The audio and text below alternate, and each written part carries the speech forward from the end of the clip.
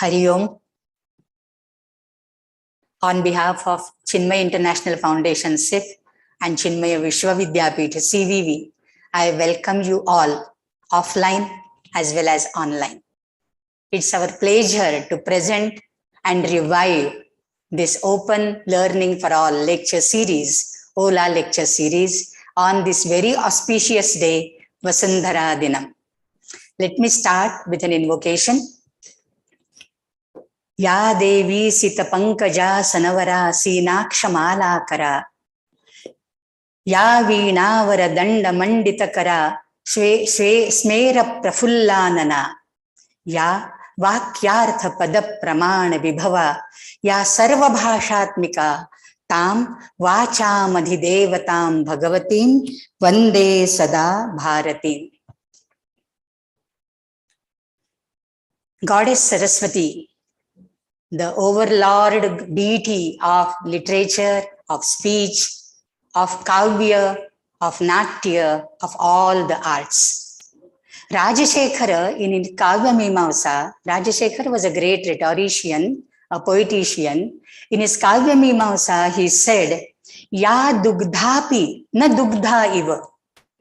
Ya dugdhapi na dugdha iva kavidogdhrubhihi anvaham hridinaha sannidhattamsa suktidhenuhu saraswati. Let me translate this. This is a very nice verse. So suktidhenu, dhenu, a cow, which is in the form of sukti, suvachana, words. She is dugdhapi. Everybody is milking her, but na dugdha. Everybody is trying to interpret her in own ways. Kavibhihi dogdhrubhihi anvaham. Every day, every moment, people are taking the milk out of this cow, and yet the cow's milk doesn't get, over. It doesn't get over at all. Sa Saraswati Sukti Dhenu, that sort of Sukti Dhenu, Naha Hridi Sannidhattam, let her have a permanent seat in our heart. She is Urjaswati, Payasa Pinvamana. So that Sukti Sudha, that Sukti Dhenu, may she continue to bless us all. With this opening, we will turn to Sanskrit Sahitya, OLA, Open Learning for All, in Sanskrit Sahitya. Now, what is Sahitya? Sahitya is Saha plus Iti, in Gatau. So, two things come together. What are the two things? One is word and the other is meaning. And therefore, word and meaning coming together. Vagartha viva sampruktau, Vagartha pratipattaye, Jagatah pitarau vande Parvati Parameshwarau, says Kalidasa in the opening verse of Raghuvamsha. So as Vag and Artha are aligned and always associated together, similarly Shiva Parvati are together. That is the meaning. Now this Sahitya means Sahitatva. Kayoho Sahitatvam, Shabdarthayoho Sahitatvam. And therefore the earliest, what you can say, poetician called Bhamaha, he, defined Kavya as Shabdarthayoho Sahitatvam Kavyam. Does that mean where the word and the meaning come together, that makes a piece of literature? Even a dictionary would be literature. But dictionary is not a literature, though it's a means to enrich your literary skill. It is not literature in itself, though there are words and there are meanings associated to that. That means literature is something beyond the mere sahacharya of the word and the meaning. So what it could be? Bharata Muni in his Natya Shastra said, Nahi rasadrite kashchidartha pravartate. Beyond rasa, besides rasa, there is nothing which exists, which continues to percolate in the hearts of the people. So rasa is important school. See, when we talk about literature, in Sanskrit poetics, we have different schools of interpretation of what literature is. So one is this Alankara school of Bhamaha and Dandi. So, those words, which, and that sort of sentence, which has some sort of figure of speech, Upama, Utpreksha, Rupaka, Atishayokti, or the Shabda Alankara like Shlesha, Anuprasa, Yamaka, that sort of Vakya is literature. That sort of Vakya is Kavya. When I say Kavya in Sanskrit, Kavya has a wider connotation. It is not just a poetry, because the word Kavya is derived from the root ku or kava, kava kavate, kava kasmin arthe, kava shabde, kava stutaucha. Kava is shabda and kava is stuti. And therefore, in Kavya means whatever is like composed, whatever is literary composition, that becomes Kavya. I don't see the screen.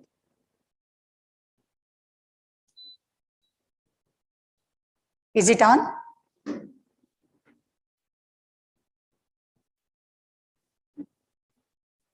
Is YouTube on? Okay. Then I'll continue because I don't see any people here online. So Kavya is a very wide term, and it includes the prose as well as poetry, as well as the mixture of prose and poetry. Unlike literature, the word Kavya is all-encompassing word. And therefore, this Kavya, I was telling you about the schools of literary interpretation or Kavya interpretation. So one school is represented by Bharata. Bharata would speak of rasa, but Bhama and Dandi who speak about Alankara. It is the Alankara school of Kavya. But then every word, every sentence need not have Alankara. Every sentence need not have rasa. Can't it be called Kavya then? It can be called Kavya. So Kavya is something which doesn't necessarily involve Alankara or rasa. So what it could be? Vamana, in Kavya Alankara Sutra Vritti, 9th century, he says, Riti Ratma Kavyasya. What is the Atma of Kavya? Riti. Riti is Paddhati.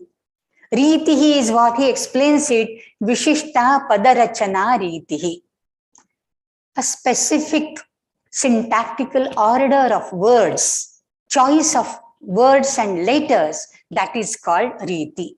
So this comes as a Riti school. Riti and Guna school are combined here because he talks about three Ritis.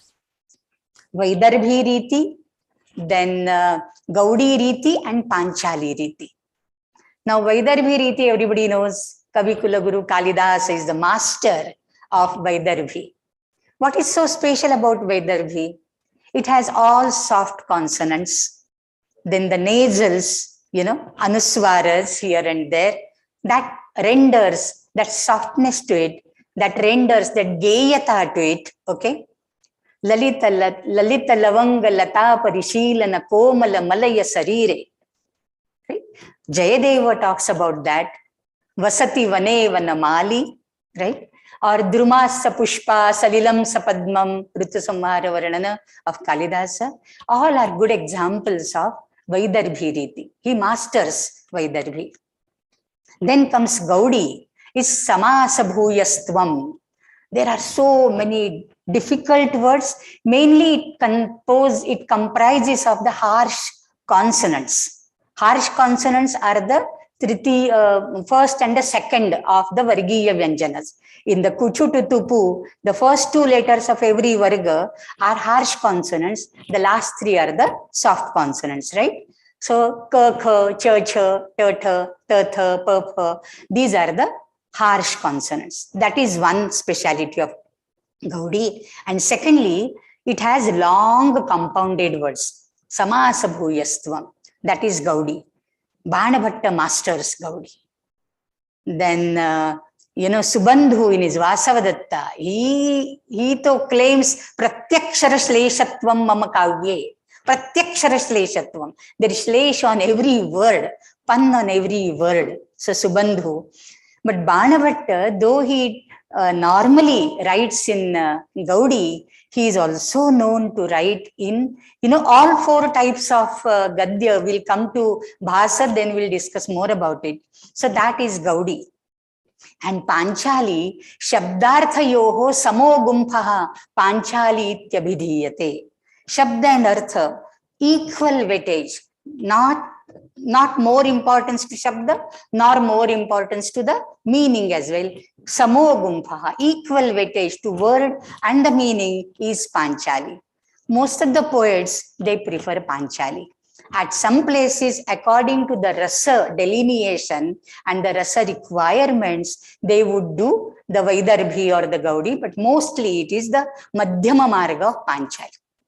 So this is another school, Riti school or Guna school, because Vaidarbhi gives you the Madhurya Guna, Prasada Guna, and Gaudi would emphasize on the Ojo Guna, right? So there are 3 Gunas according to Mamata, 24 according to Vishwanatha. All that discussion goes on in the works of Poetics. So Guna and Riti Sampradaya is one Sampradaya. Then comes the Rasa school, which was started by Bharata, and 9 rasas, or Bharata talks only of the 8 rasas. So that is the Rasa school. Then comes Dhvani, which is an extension of Rasa, Anandavardhana, Dhvaniratma Kavyasya. So any sentence, which may not have Rasa, which may not have Alankara, and still it suggests something else, like we say, reading between the lines. So if that is there, then that piece of literature can be called a good piece of poetry. That is Vyangya Kavya or Dhvani Kavya, which is regarded as Uttama Kavya by Mammata.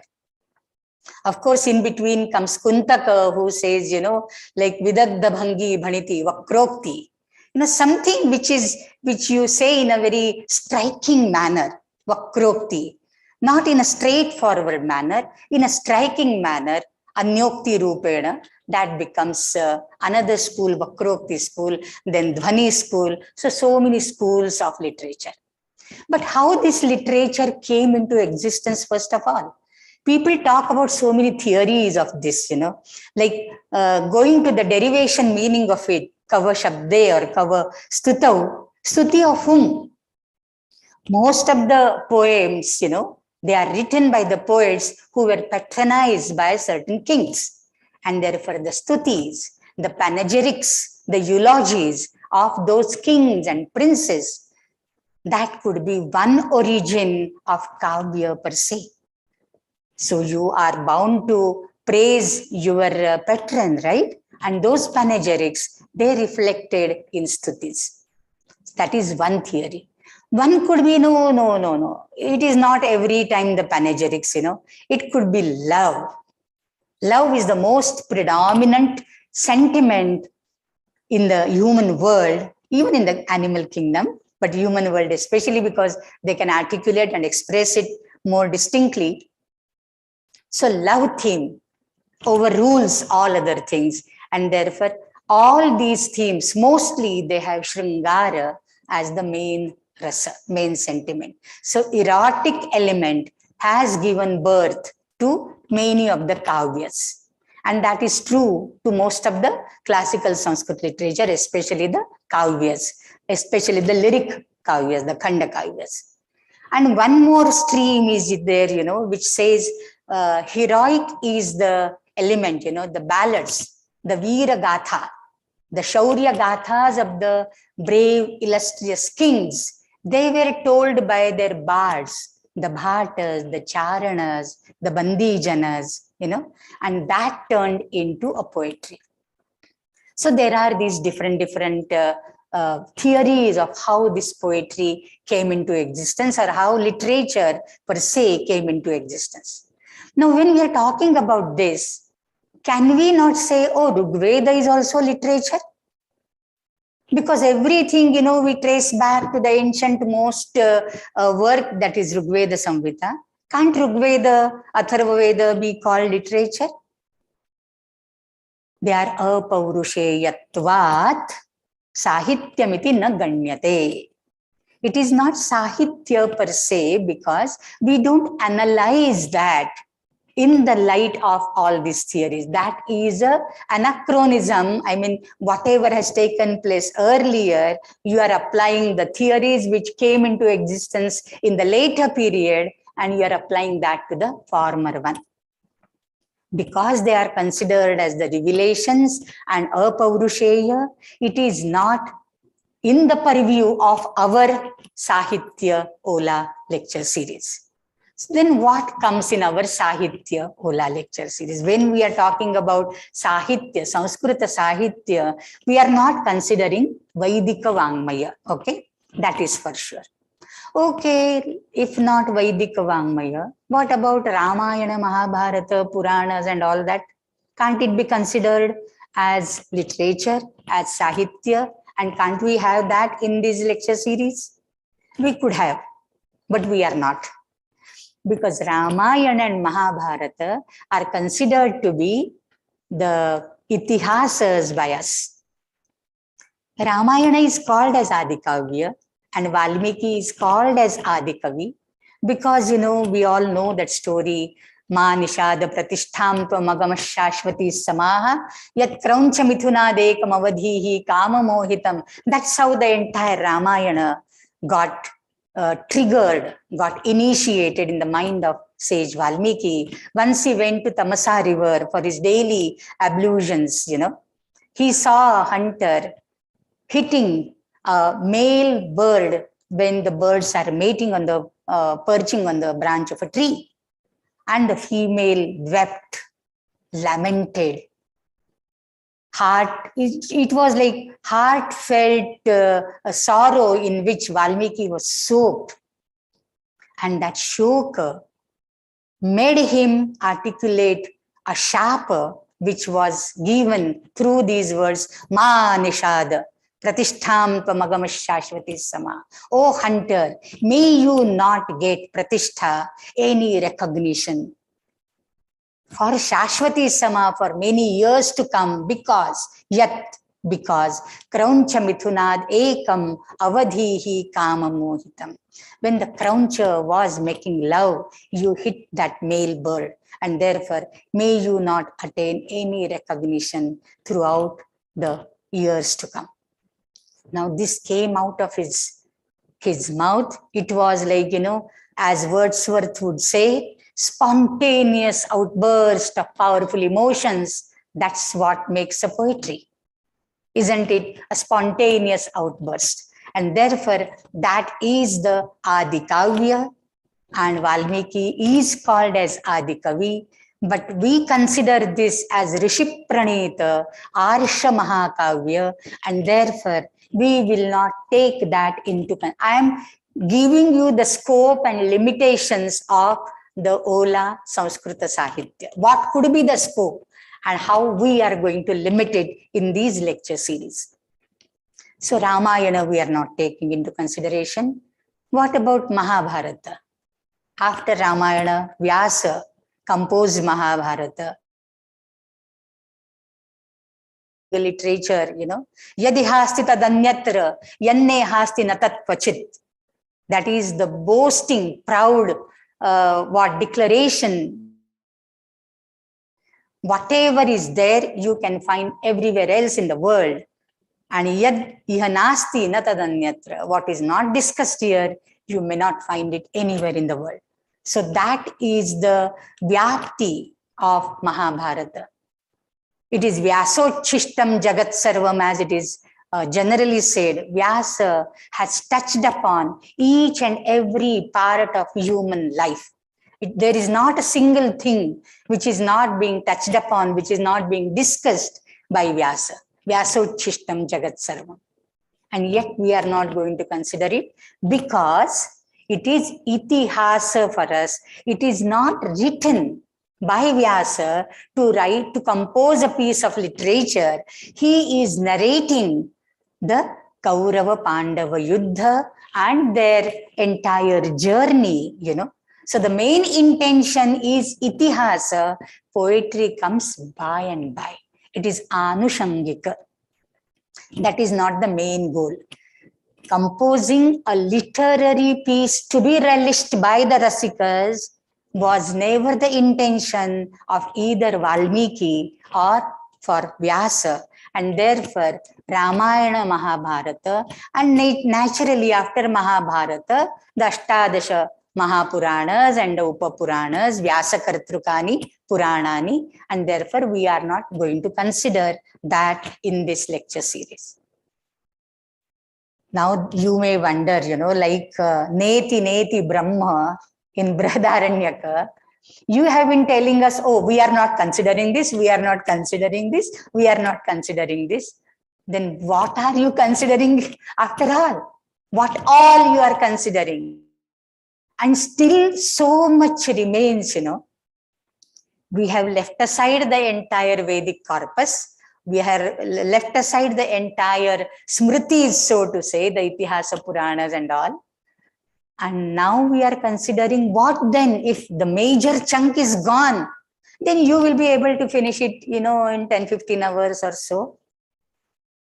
I may tell you there is a story of a very old, what you can say, a Rasika, a Saridaya. And he, almost 90 years, some ascribe that story to Mallinatha, I doubt. But then some, I say some, Kashchit. That is always better, right? Kashchit. So he is, like reading something and making down notes of all. So some person asked him curiously, oh, Pitamaha or Tata, you are so much into this. So deeply you are studying all this literature. You must have studied all the Vedas and all the Itihasa Puranas and all the Kavyas, right? He said, no, I didn't do that. Meghe maghe gatam vayaha. In Meghaduta and Magha Shishupalavad, I spent my entire life. And still, I am not able to say that I mastered it and I can teach you that. If that is the situation of a 90-year-old person, all through his life, he is devoted to the Sanskrit Kavya, Shi Parishilana, then what am I to say about it? Itirishur dustaram mohad udupe nasmi sagaram. I am also curious to cross this Sanskrit Sahitya Ratnakara with the help of you all, but with a small boat with my limited knowledge. And yet, tadgunaih karanamagatya chapalaya prachodita. It is because of the gunas of these Sahityakaras that I'm tempted to. I'm obliged to read some of the text with you, panktishaha, line by line. So that is the thing. Now what is all there? Neti, neti, you have eliminated so many things. So what are you going to discuss finally? So let me give you, in the Sanskrit Sahitya Ratnakara, what is the scope of this Ola Sanskrit Sahitya lecture series? I would say there are like, when in the Puranic times, Kshirabdhi Manthana was done, the Milky Ocean was churned and 14 jewels came out of it. Lakshmi, Kaustuva, Parijataka Sura, Dhanvantarish Chandramaha, etc.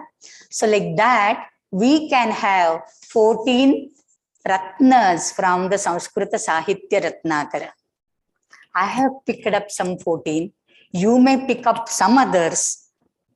So I would like to deal with these authors and their kritis to best of my capacity. This is, Ramayana Mahabharata is at the core, the Itihasas, because they are Upajivya Granthas. Upajivya, because every other poet derives the source, derives the inspiration from Ramayana Mahabharata. And therefore, Ramayana Mahabharata become the Upajivya Grantha. And like in Mahabharata itself, it is said, Itihasottama dasmad jayante kavi buddhayaha.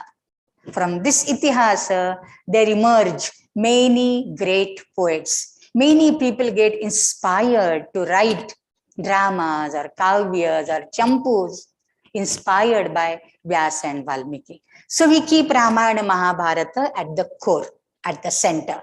We can't even touch it. Below that lies the entire Vedic corpus. Still, still deeper. So what comes on the surface are the 14 Ratnas. First to deal with is Bhasa. Now, Bhasa is normally, some people say Bhasa belonged to the 3rd century BCE, 4th century. Some even go stretching back to the 5th century BCE. Now, Panini was in 5th century BC. Patanjali, when he wrote Mahabhashya, is 1st century BC. How come Patanjali doesn't refer to Bhasa's place? Patanjali has referred to 3 Akhyayikas, Sumanottara, Bhaimarathi, Vasavadatta, etc. And he has referred to 2 of Panini's Kavyas, Kausavadha and Balibandha. That also he has referred to, but he hasn't referred to Bhasa's Kavyas. The reason given by some people, Bhasa stood after the resurgence, after the Itihasa Mahapurana's time, when India was under the foreign rule and invasions and all that, Akranta. That time, Bhasa stood for dharma, and therefore all his kritis were burnt by the invaders. And we have a reference to that in Rajashekhara's Kavya Mimamsa, when he calls Bhasa as Jwalan Mitra. And he says, Vasavadatta Dagdhapi na adagdha. Though his Vasavadatta is Dagdha, the Kriti got burnt, yet it is not burnt because it was preserved in South India, especially here in Kerala, by the Chakyars through the Kutiyattam, the oldest form of theatrical performance. We'll take that in the next lecture, in the Bhasa's lecture. And therefore, we don't have any northern recensions of Bhasa's place. Therefore, perhaps all these Panini, Patanjali, they belong to the northern India, and therefore they couldn't have mentioned Bhasa. That is one probability. Okay, it's just a guesswork. So Bhasa is the first, and his dramas were found by T. Ganapati Shastri. He found it in 1909 and published it in 1912. For the first time, people came to know, there existed Bhasa, whose name we have heard, but whose kritis we never saw, right? So more of that in the next Sunday's lecture. But then he has written 13 plays, and the entire 13 plays, bulk of that, bunch of that is called Bhasa Nataka Chakra or Trivandrum plays of Bhasa. So Bhasa will do first. And in that, I would like to do Karanabharam first, then Urubhanga, Madhyama Vyayoga, 3 Ekankas I will do first. And then let us see, we'll switch on to somebody else and then come back to Bhasa whenever time permits us. So, this could be like one kriti will complete it, and then another kriti. Need not go in the chronological order, but while giving you now the 14 jewels, I go by the chronology. So the first is Bhasa. So Vidagdha, Mahakavihi, Bhasaha, Bhasa Nataka Chakram. Then we come to maybe Shudraka, he is a Janakavi, and his Vrichakatikam, which is based on Daridra Charudatta of Bhasa, that we can take, because it has, why I call him Janakavihi, he stands for the common people. There are so many common characters in Mrichakatika, very, very common. All other Sanskrit dramas and poems, they have the court background, they are called, they are ornate poetries or ornate piece of literature, but especially court comedies. Most of the dramas of Harsha, Nagananda, Ratnavali, Priyadarshika, or Malavika Agnimitram, they are all court comedies. Unlike that, Shudraka depicts behavior of the very common people, a thief, a Veshya, Hardasi, so many other people are there. And therefore Shudraka, he also belonged to Shimuka, the Andhra Bhritya king, and he also has some background for that. So he is the oldest dramatist, we can say. Then Bhartruhari, the Shatakatrayakarta Bhartruhari, the great philosopher, grammarian, and Niti Nipunaha, because Bhartruhari is more known right from the school days through his Niti Shataka and Vairagya Shataka, right? And therefore Bhartruhari is known to all through the Subhashitas. Then of course Kavikula Guruhu Kalidasaha, Saundaryanveshi, he is a Saundarya Sakta, and Kavita Kaminyaha Vilasaha. He is as if, the, what you can say, the sport of this Kavita Rupi Kamini, a lady in the form of Kavita, Kavita, the Kavya entire in incarnate as beautiful maiden. Then Bhaso Hasaha, Kavikula Guruhu, Kalidaso Vilasaha, Yasyashchorash Chikuranikoro, Karanapuro Mayuraha. So that all description comes. I'll quote that verse sometime later. So Kavikula Guruhu, Kalidasaha comes next. Then Rajaniti Kushalaha, Vishakadattaha. Vishakadatta's Mudra Rakshasam. Only one play he has written, a marvelous play, marvelous play. So the entire play is based on, how Chanakya did, like it's like a play of Buddhi Balam between Chanakya, Kautilya, he's throughout called as Kautilya, and Amatya Rakshasa.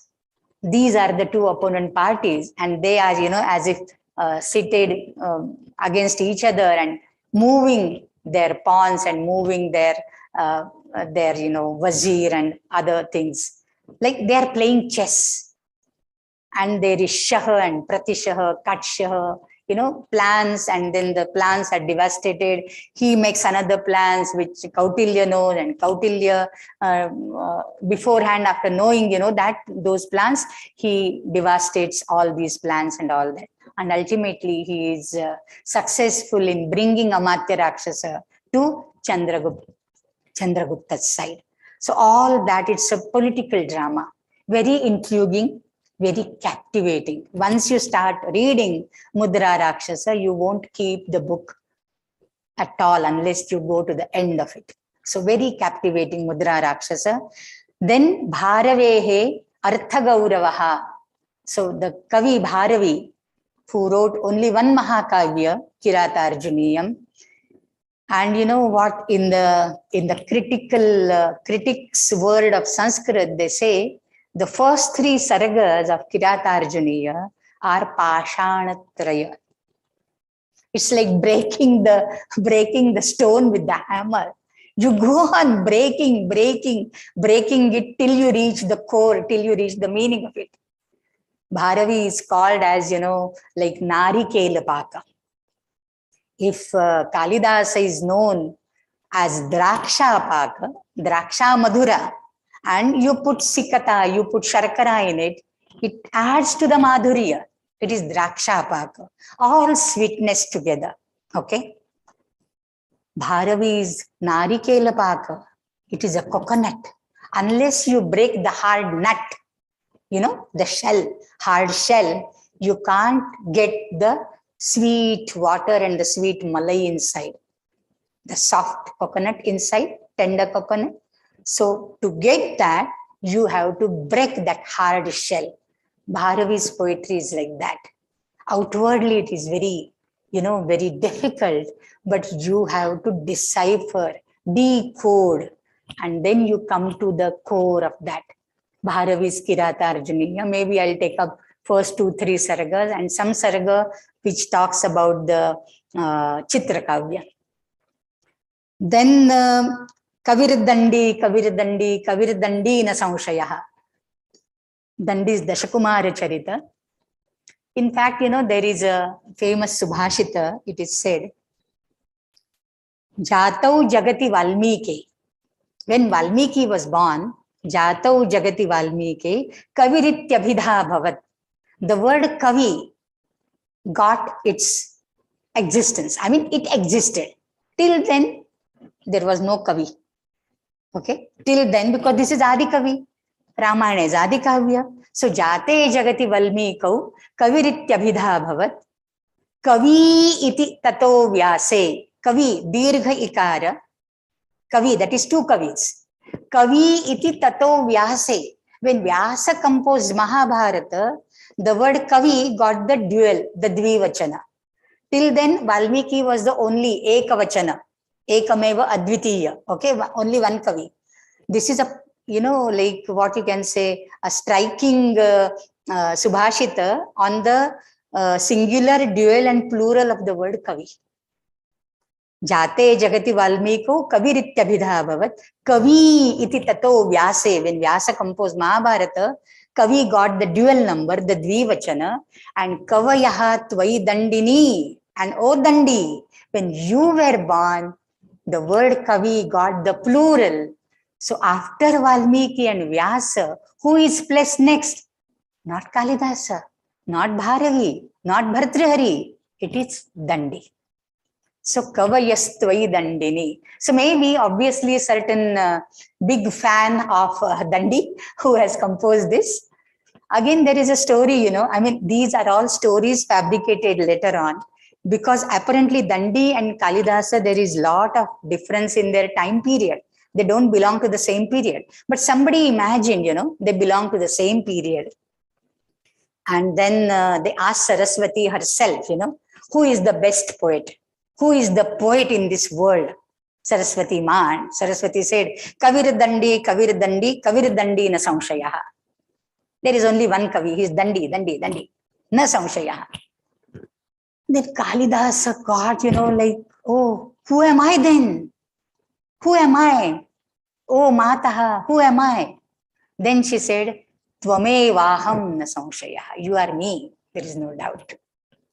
Isn't it very interesting? So Saraswati herself, endorsing that Dandi is the best Kavi. And when it comes to Kalidasa, she says, you and me are but one. There is no difference whatsoever. So that is Dandi, Dashakumara Charita. Then we come to Banavatta. When we were talking about Kavya, I said Kavya is entire gamut of literature. So it is not only versified compositions, it is everything comes under whatever is literary composition, all that comes under Kavya. Okay, so that Kavya will have the Drishya Kavya and Shravya Kavya. Basically two categories. Drishya Kavya are the Dasha Rupaka. Drishya, that which can be seen. Seen where? Obviously on the stage, the enactment, isn't it? So Drishya Kavyas are the Rupakas, the 10 types of dramas. Like there is Vyayoga type, then Utsrishtikanka, then Ihamriga, Prakarana, Nataka. Okay, all these are different types of dramas. Bhana, Prahasana, etc., etc. So these are Dasharupaka that come under Drishya Kavya. And Shravya Kavya, that which is heard and that which is taught, it is not enacted, but it is recited, it is heard. Under Shravya Kavya, there are so many subheads. One could be Gadya, then Padya, then Champu. That is one category. In Shravya Kavya, there is Gadya, Padya, Champu. Gadya, that is what Banavatta stands for. That is what Subandhu stands for. That is what Dandi stands for. That is Gadya. And it is said normally to compose verses is easier, though in prosody, Chandobadda, but to write Gadya is very difficult. Gadyam kavinam nikasham vadanti. Gadya is the nikasha. It is the stone to touch their caliber, to touch their poetic skills, the literary skills. And Banavatta excels in that. Only two kritis. Some say there is a third kriti, Chandi Shataka.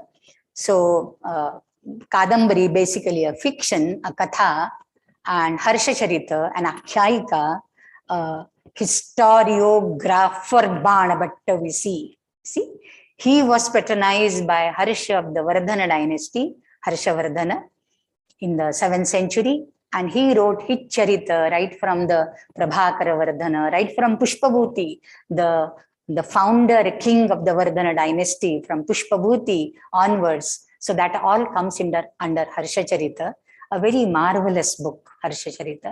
And Kadambari, of course, very nice katha.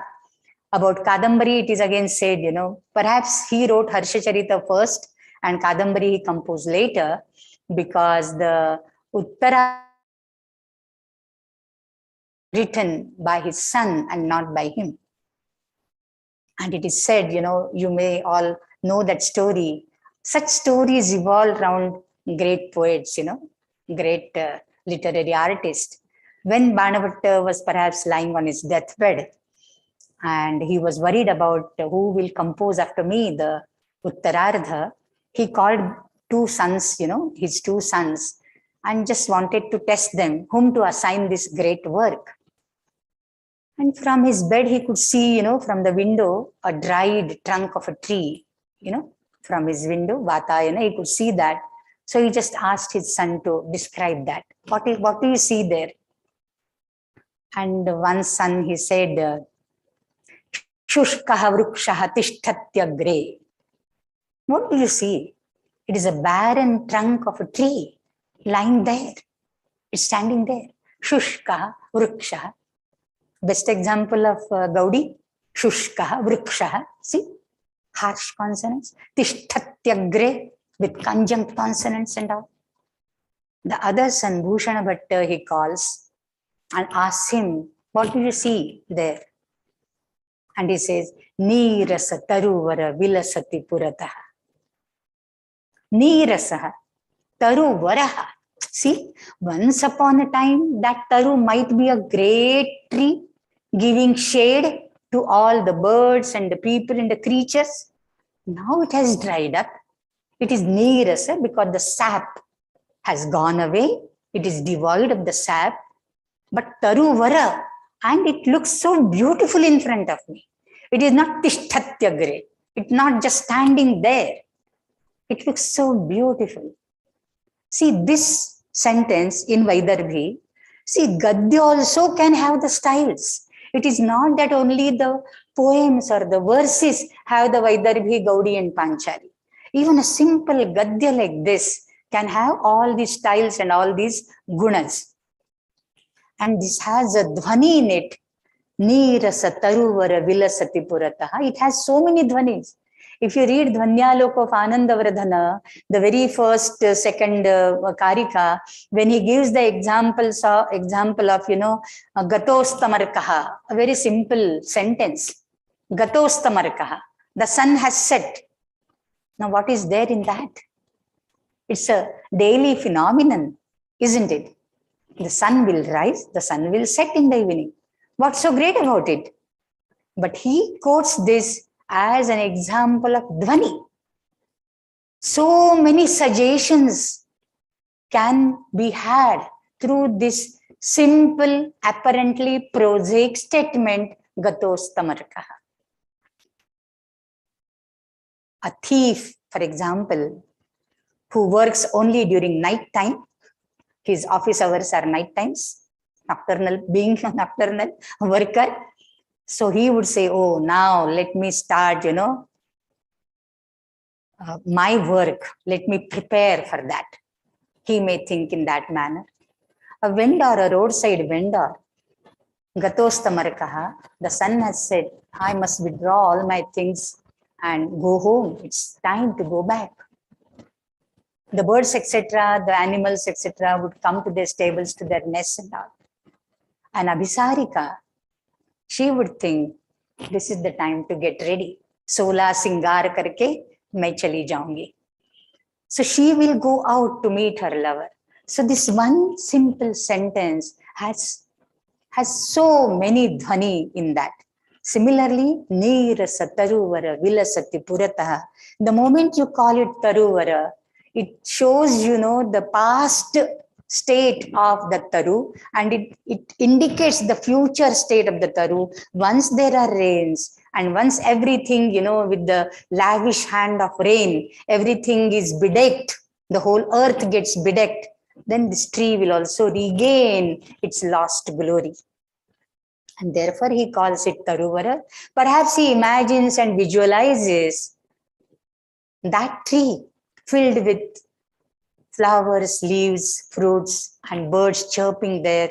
And therefore he says, Vilasati Purata.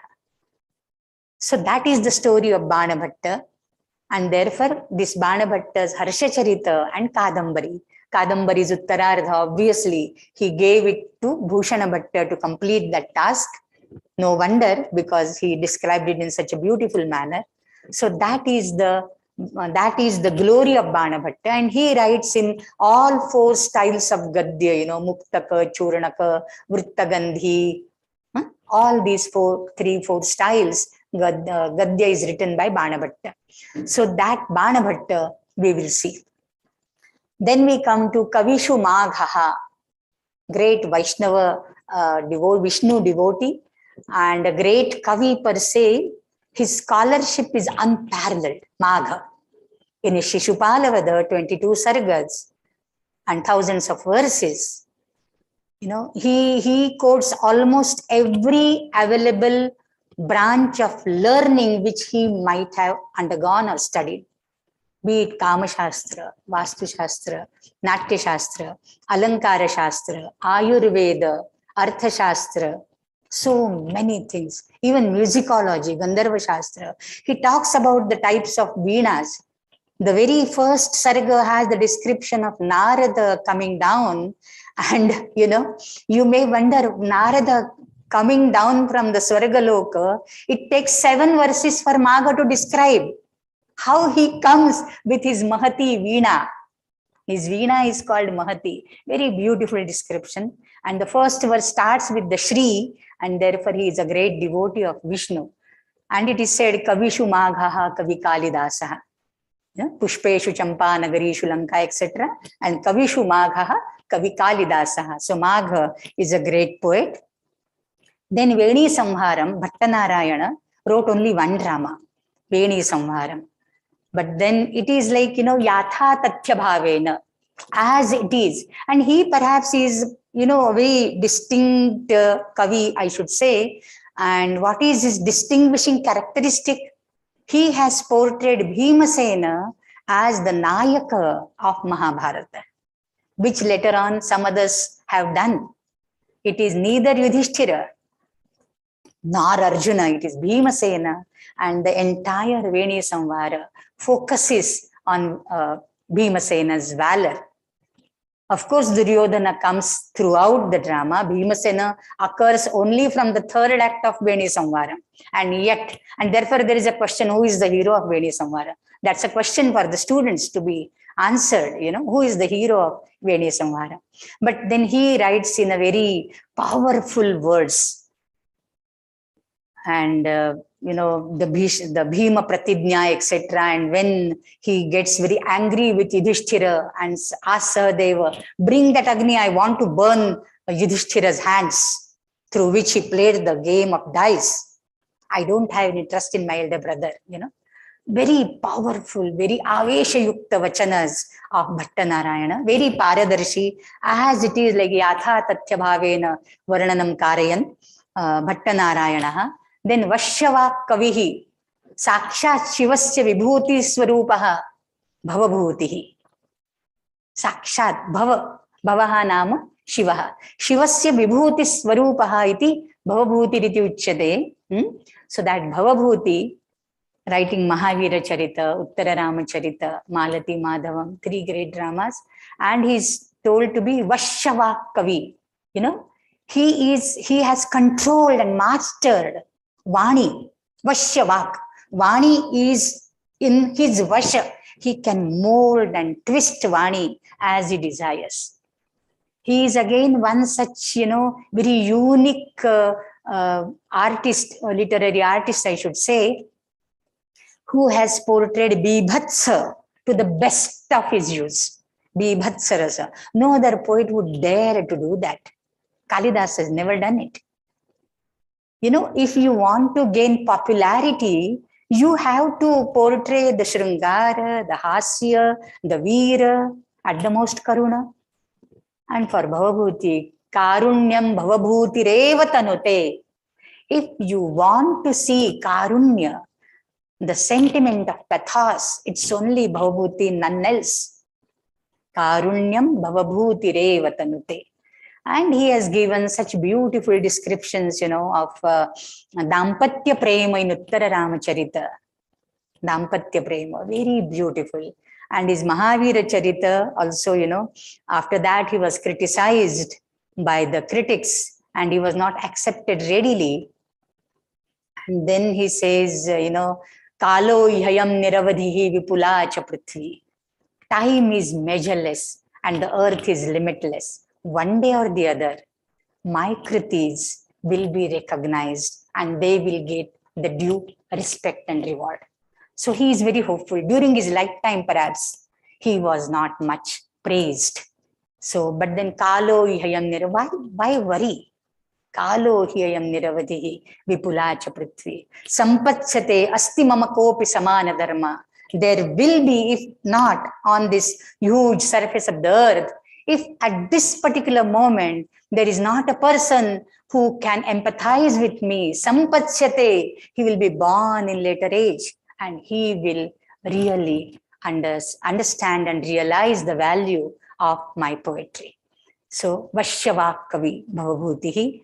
Then we have Jayadeva, Goswami Jayadeva, Padmavati, Charana, Charana, Chakravarti. That is the upadhi which he, which he carries with him very, very proudly. Padmavati happened to be his wife. But Padmavati also means Lakshmi, Sakshat Lakshmi. So Padmavati, Charana, Charana, Chakravarti. There are so many charanas, the bards, the stuti pathakas of the lotus feet of Lakshmi. And who is Jayadeva? He is the Chakravarti of all these bards. He is the best amongst the stuti pathakas of Sakshat Jagannatha Mahalakshmi. So, and his Gita Govinda, very, mellifluous song, very lucid. I mean, it is untranslatable. Gita Govinda, there have been attempts to translate, but you can't replace the word. Like I said, Lalita, Lavanga, Lata, Parishilana, Komala, Malaya, Sari. How can you translate this? Rhythm won't come in any foreign language, in any other language. That is only there in Sanskrit. So such a beautiful poem, Gita Govinda and his Ashtapadis, and it has become so popular in the Odishi dance form. And people claim, Odisha people claim, Uriya people, he belongs to us. And the Bengalis came, no, he was born in Kinduvilva, Kenduli, that's in Bengal, pa. So that is Bengali village, so Kinduvilva. And Kinduvilva name is mentioned by Jayadeva himself. And it is, when we see Gita Govinda, more about him. So Jayadeva's Gita Govinda is a very nice poem. Then in the Pancha-Mahakavyas, we saw this Kalidasa. When we see Kalidasa, I will say Raghuvamsha and Kumara Sambhava, his two Mahakavyas. Then Ritu Samhara and Meghaduta, two Khandakavyas, and three dramas. So Saptarangi, Dhanuho, Vibgyor, okay? And then Kiratarjuniya of Bharavi, Shishupalavadha of Magha, that makes four Mahakavyas. In the Sanskrit literature, there is a tradition of Pancha Mahakavyas. So the fifth Mahakavya is written by Sri Harsha. That is called Naishadhiya Charitam. Naishadhiya is Nishadha Raja Nala Tasya Charitam. So this is Nala Damayanti Akhyana. This is basically Nalopakhyana from Mahabharata Adiparva. Okay. The source is Mahabharata. For all these, let it be Kiratarjuniya, again Arjuna getting Pashupatastra, it is from Mahabharata. Raghuvamsha based on Ramayana, and then Kumara Sambhava based on Skanda Purana and Shaiva Puranas. Then Shishupalavadha, obviously Bhagavatam, okay, and Krishna Charitra basically. So all these have base of Ramayana Mahabharata. This also is based on Mahabharata Nalopakhyana. And I forgot to tell you, this Bharavi's literary skill is called as Narikela Paka, I said. What about Magha and Sri Harsha? For Magha, it is said Amalaki Paka. Amalaki Paka, that is Amla. Okay. And amla you put into sugar syrup, it won't lose its that astringent test. It will be there, but nevertheless it is papa, and it is very beneficial for your health. So Shishupala's Magha Shishupala Kavya is beneficial for your intellectual health. Amalaki Paka, because he talks about so many shastras. Even you don't, in one lifetime, we don't have time to go through all the shastras. Don't worry. Read Shishupala.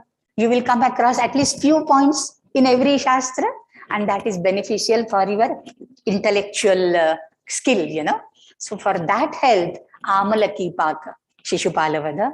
And Harsha, it is called Naishadham Vidvadaushadham. Naishadha Kavya is so difficult. It is a aushadha. It's no medicine for vidwans only, not for people like you and me. It's only for vidwans, and that is known as kapitha paka. Kapitha is a hard shell, hard nut, and inside there is a pinkish white this magaj, and I mean in Maharashtra, in Karnataka, uski chutney banate hai good वगैरह डाल के, kapitha, kavat in Marathi. So kavat, that is in Marathi. So that is called kapitha paka. So he is Naishadha. Okay, I mean Shri Harsha, Naishadha Kavya, very difficult. And then the 14th one, Jagannatha Pandita. Jagannatha Pandita of 16th century. I'm just giving you an overall picture of what all things we are going to do.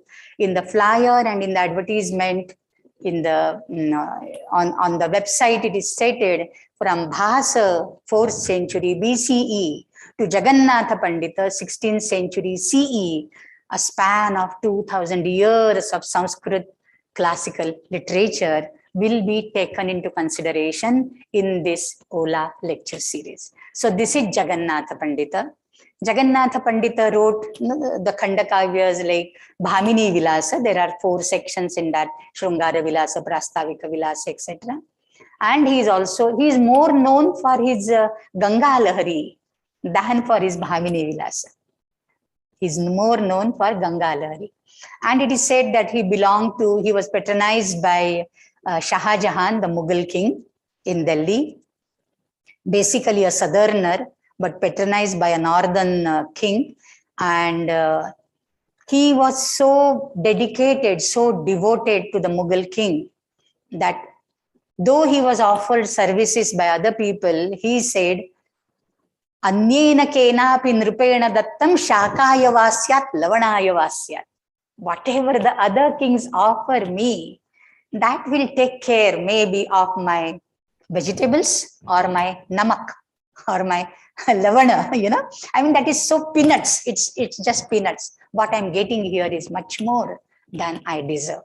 And it is said, he fell in love with emperors like a daughter, Lavangi, and he married her. And then all the Kashi Pandits, they ostracized him. He was outcast. And ultimately, he took resort in Ganga Maya. And that is when he wrote Ganga Lahari. And if you read Ganga Lahari, it is so touching. It is like, as a sinner child is taken in her laps by the mother. Similarly, O Mata Ganga, you take me in your lap. You resolve me of all my sins. I want to seek shelter in thee. So that is Ganga Lahari. So roughly, we will have these 14 Maharatnas from the Sanskrit Sahitya Ratnakara. So this is the span, this is the scope. And now all these poets, they must have somewhat pratibha. Without pratibha, you can't, without that, what Sri Ramanuja would call it as shemushi. Bhavatu mama parasmin shemushi bhakti rupa. That is the beginning verse of Shri Bhashyam. So that shemushi, that set of intellect, that sort of wisdom. But only wisdom is not sufficient. you must have a training to channelize that wisdom. That is called Vitpatti.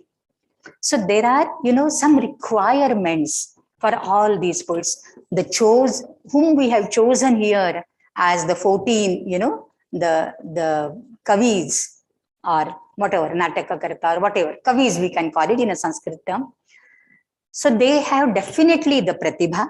They have undergone that training, Vitpatti, and there is abhyasa, practice. So Vitpatti, Pratibha, Vitpatti and Abhyasa, these three are necessary. And when a Kavi is equipped with these three, then he is one, Kavih Krantadarshi. Jo na dekhe Ravi, so dekhe Kavi. Even the rays of the sun can't penetrate a thing where a Kavi's Pratibha ray, the ray of his Pratibha can reach and penetrate.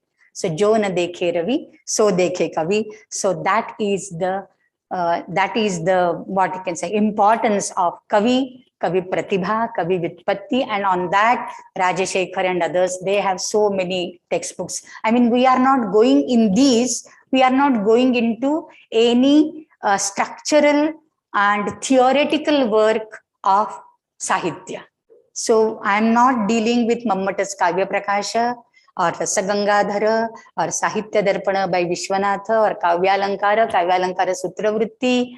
I mean, all these works, because they give you, these are compendiums of the rules, regulations, the taboos, do's and don'ts, for a poet. We are not going to deal with the textual and theoretical rules. We are dealing directly with the kritis, with the literary compositions of these poets. So these 14 Ratnas, as it is said, the 14 Ratnas, when we start with Lakshmi Kaustubha Parijata Kasura, the last line, what does it say? Ratnani Chaturdasha Pratidinam Kuruvantu Vo Mangalam. I would pray and I would end today's talk with the same. These Chaturdasha Ratnas, Ratnani iha, Chaturdasha Pratidinam Vaha Mangalam Kuruvantu. Let them all bless us, you as well as me. Hari Om. Om Purnamada Purnamidam Purnat Purnamudachyate Purnasya Purnamadaya Purnameva Vashishyate. Om Shanti Shanti Shanti. Harihi Om Shri Gurubhyo Namaha. Harihi Om. See you next Sunday.